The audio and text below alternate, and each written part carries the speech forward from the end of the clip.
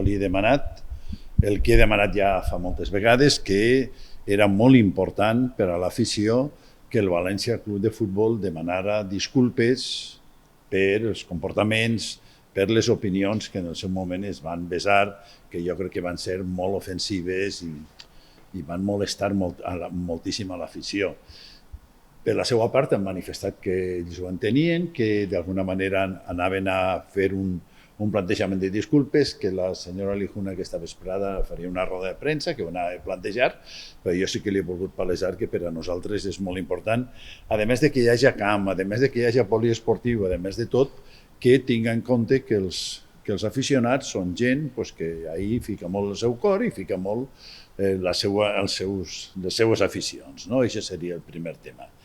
Tercer, aspectes relacionats amb el possible campionat del món del 2030, el Mundial. Nosaltres sí que li hem demanat que és imprescindible que el camp de futbol estiga acabat i en condicions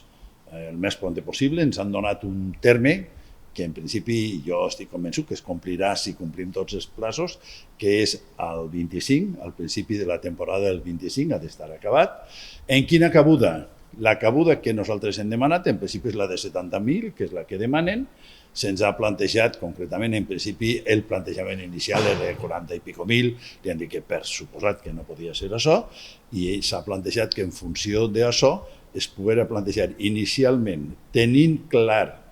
que tots els serveis secundaris estigueren preparats, que podia ser de 66.000 en una primera fase, ampliable a 70.000 en un terme màxim de 5 mesos.